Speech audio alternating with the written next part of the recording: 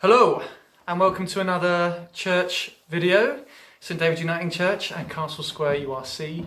As you can see, I am wearing this today. It's not the only flag I have ready, so don't worry.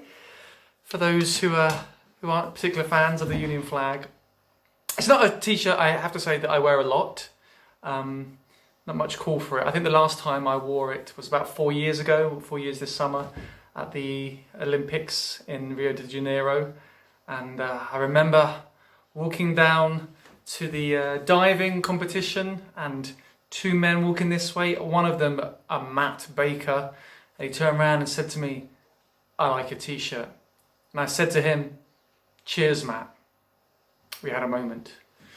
Good times. But apart from at sports events, and actually I have to say, something like the Olympics does bring people together from all different kinds of nationality, ethnicity, social status. London has never been more friendly than when it had the Olympics there. But that's a whole other argument. I'm not generally a big fan of flags. For me, they seem to epitomise all the worst aspects of geopolitics. The idea that this is my land, my power, my oil, reminiscent of the days where the British would go around with one of these, a gun and a Bible, put a flag in the ground and say, "Well, you belong to us now." But on the other hand, guess the flag, guess the country is the best question and always the last question in the Cleverbont pub quiz. So, swings and roundabouts with flags. But today I'm obviously wearing this and have the other one because the day I'm recording it is Friday and it's the 75th anniversary of VE Day. And it's a day which I know that brings all sorts of emotions. There's been some lovely things on our church chat, some lovely photos shared and memories. Vivianne's memory of her mum in France dancing for a few days after their liberation, and dancing with a black American GI. That is the right expression, isn't it? GI, yeah. It just makes me think of the gluten index. But danced with him and apparently at the end looked down to look at her hands. And Vivianne says that the man saw her do this and smiled. And that may well have been the first person of a different ethnicity that Vivianne's mum ever met. And the fact that they danced together at the celebration of liberation is an incredible memory, incredible picture. And I know that other people struggle with today, with the patriotism, sometimes jingoism that can creep into such events. I think some people today are celebrating just because it's something nice to do at this difficult time, whereas others, will be remembering particular people who have been in the armed forces. There are a lot of questions that today raises, but one thing I think we can take from the celebrations is the fact that we recognise that we can't just look to our own country, our own tribe, our own people when it comes to taking care of one another. We've seen during this pandemic that the health of one person affects the health of all. A message that some guy from Nazareth taught us a couple of thousand years ago, and I think that comes to the forefront of today. Whatever else the Second World War was about, part of it was about saying, well, we seek the good and we look to care for those of our allies across the channel, that our neighbours aren't just the ones down the road. And that's something that really is brought to the fore in a less controversial way in Christian Aid Week, which starts by the time you get this video today, Sunday the 10th of May, which is this month. I'm filling in because I almost dropped my phone there. Yes, so it's Christian Aid Week, and the tagline for this Christian Aid Week, well, one of the taglines is, it says, "Now is the time to reach out to your neighbours, both near and far."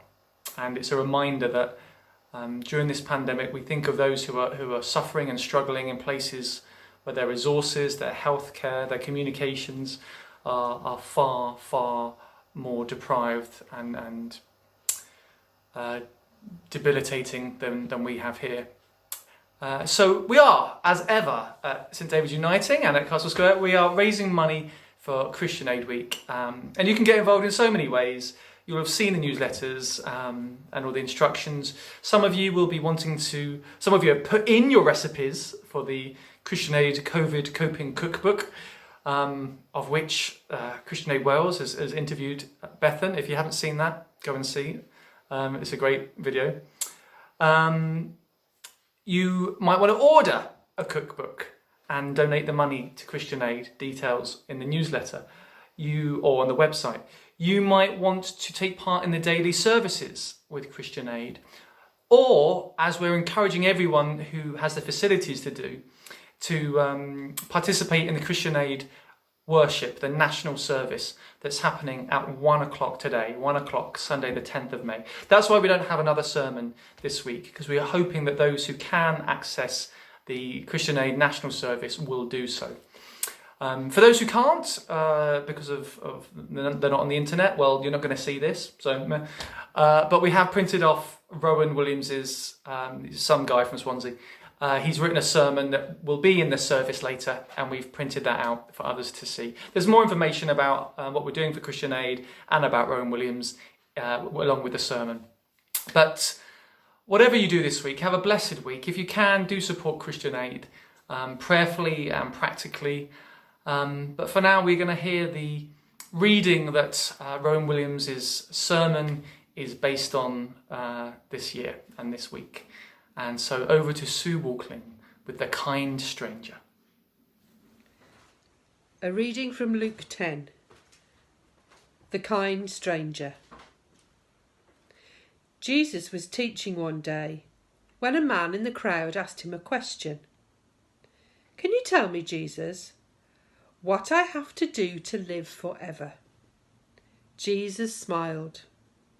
"Love God," he answered, "and love your neighbour as much as you love yourself." "But who is my neighbour?" asked the man, hoping to trick Jesus. "Is he just the fellow who lives next door?"